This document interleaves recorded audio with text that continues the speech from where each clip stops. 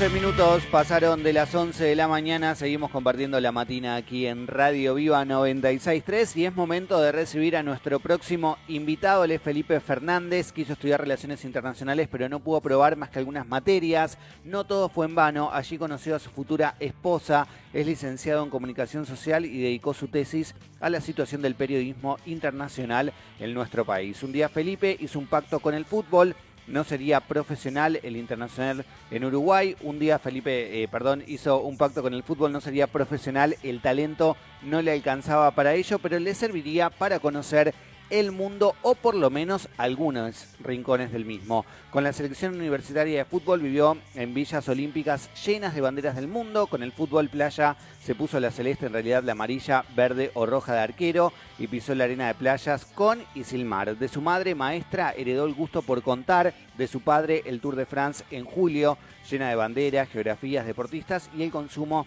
de periodismo español. De este aprendió que el deporte es una excusa para contar historias. Con eso en la cabeza encontró en, por decir algo, su lugar en el mundo de la comunicación, haciendo radio con amigos que te dan libertad y te exigen para poder crecer. Fue desarrollando una columna llamada Modo Avión, en la que el fútbol es el gancho para hablar de geografía, historia, relaciones internacionales, conflictos y más. Para hablar de su libro en coautoría con Sebastián Moreira, el libro se llama Héroes de Tierra Adentro, le damos la bienvenida a Felipe Fernández. Felipe, bienvenido. Matías y Mariana te saludan, ¿cómo estás?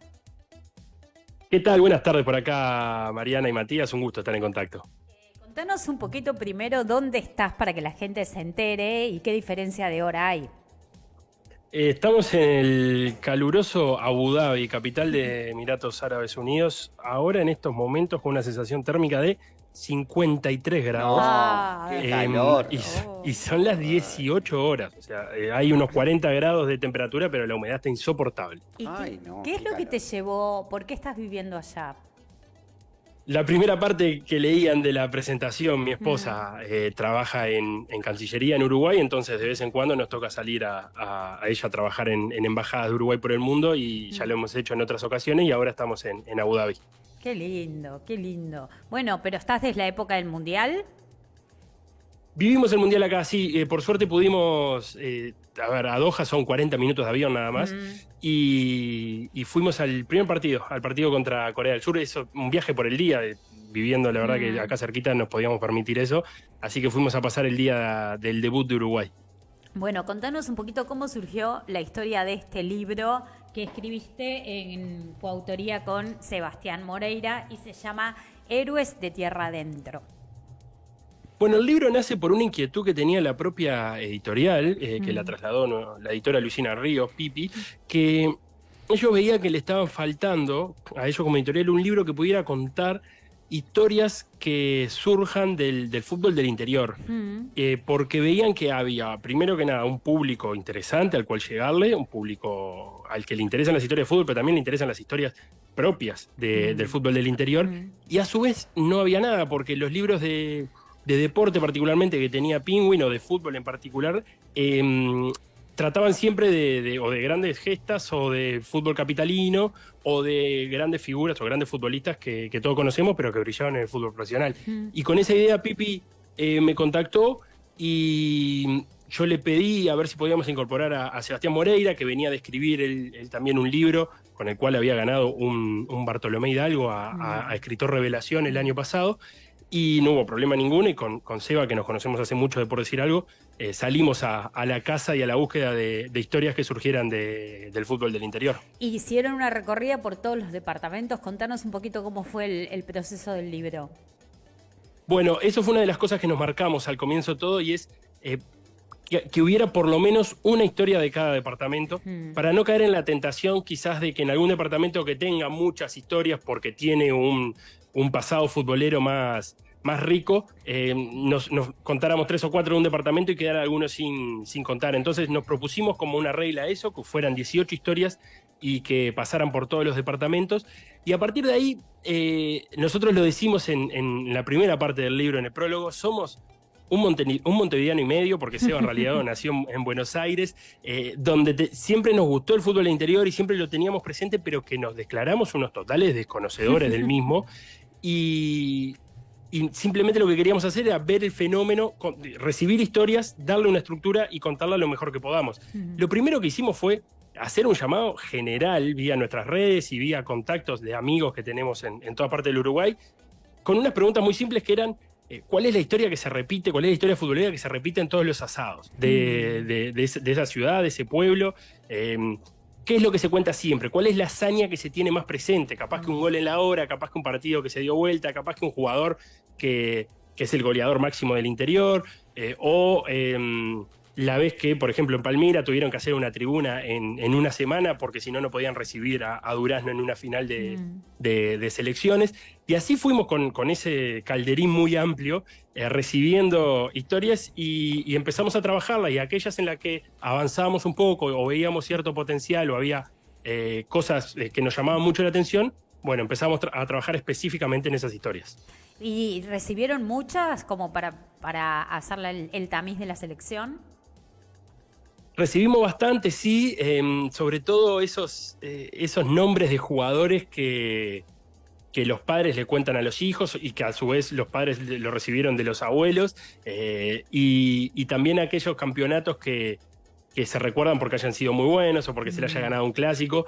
Y sí, por suerte recibimos bastante. Hicimos más que una selección, fue probar a ver con cuál podíamos tener mejor suerte a la hora de avanzar, y en una segunda instancia Sebastián le tocó recorrer algunos de los departamentos. No fuimos a todos, porque si no, además el libro sería bastante caro, pero sí estuvimos en varios departamentos porque algunas historias precisábamos ver los lugares donde se habían desarrollado o conocer en persona al que contaba la historia.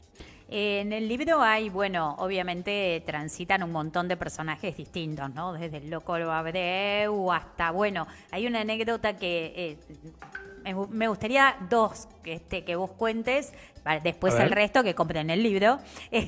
Una es la de el equipo que solicitó la colaboración de Eva Perón. Me parece una anécdota re interesante.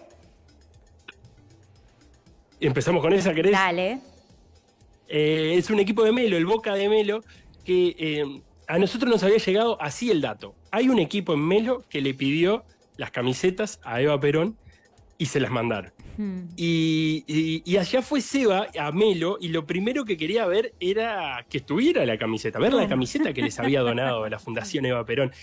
Sobrevive una de ellas que está colgada en la sede, así arranca el cuento, no estamos spoileando nada, o sea, arranca Seba viendo la camiseta de la cual le habían hablado, y la reconstrucción de la historia es muy pintoresca porque, como todo, cada uno tiene su memoria y la memoria llega hasta a determinado punto. Entonces a Seba le decían: bueno, mira, yo conozco esta parte de la historia. Escribimos una carta a la Fundación Eva Perón, la escribió tal persona. Entonces decían: vamos a la casa de esa persona a ver si está.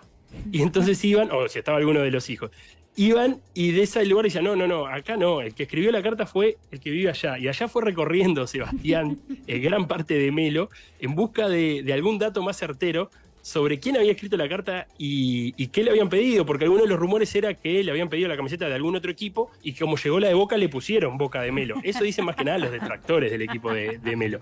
Pero lo cierto es que la carta existió, se le mandó a la Fundación Eva Perón y Eva Perón le mandó un juego de camisetas de Boca Junior, y por eso el Boca de Melo, sus primeras casacas fueron donadas por Eva Perón. Qué bueno. Y la otra que nos involucra, porque tiene que ver con Colonia, es la anécdota que cuentan ustedes sobre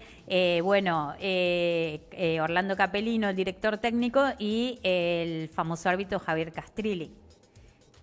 Sí, esa es maravillosa porque me parece que es un recuerdo bastante acá en el tiempo. Estamos hablando del año 99. Claro. Y yo no la tenía para nada presente, que Javier Castrilli vino a arbitrar la final del 99, Colonia Cerro Largo, la final de vuelta que se juegan en Colonia. La viene a arbitrar Castrilli, y también me llega ese dato y digo, bueno, ¿a quién se le ocurrió la idea de ir a buscar a Castrilli, que estaba retirado hace poquito tiempo? La final fue en mayo y Castrilli se había retirado en septiembre. Y hacía menos de un año había dirigido el Mundial de Francia 98. O sea, lo ponía en perspectiva y decía: imagínate que uno de los árbitros que estuvo ahora en Qatar estuviera dirigiendo a los pocos meses una final de selecciones del interior. Y ahí me encuentro con Jorge de Castro, que fue el de la idea, un árbitro muy conocido. Quienes fueron arbitrados por él, dice que de los mejores árbitros que pasó en la historia del fútbol del interior. y empezamos a ver cómo había sido esa idea de ir a buscar a Javier Castrilli, sacarlo del retiro y que Javier Castrilli aceptara. Y lo más interesante también era cómo los jugadores se tomaron esa noticia, porque vos también imaginate que sos un jugador o de Colonia o de Cerro Largo y un día te dicen, mira, la final la va a dirigir Javier Castrilli. Y un poco te asustás, porque Javier Castrilli tenía su fama de duro, tenía su fama de que no se le podía hablar, de que no le importaba quién estuviera enfrente, de que había expulsado hasta a Diego Armando Maradona en algún momento por haberle protestado. Entonces, hablando con los jugadores de Colonia, con Orlando Capelino también y con los jugadores de Cerro Largo, fue un factor diferente esa vuelta. Terminó ganando Colonia 6-1, 5 goles del Mono Mignone, una tarde espectacular del Mono, pero claro, los jugadores de Cerro Largo que decían, mirá, nosotros éramos un grupo, éramos un equipo un poco recio, que nos gustaba un poco el juego brusco, no pudimos hacer nada, y por temor, ni siquiera porque Castrilli les hubiera advertido nada, simplemente porque pensaban que cualquier cosita que podían llegar a hacer iban a terminar expulsados. El partido terminó sin ningún incidente de nada, Castrilli mostró un par de amarillas nada más, y cuentan que nada, ni siquiera le dirigió la palabra a los jugadores, salvo a alguno para ordenarle que se pusiera la camiseta dentro del short y cosas de esas. Y por último te quería consultar, bueno, de todas las historias que tú y Sebastián vieron, ¿cuál es la que a ti más te impactó de todas?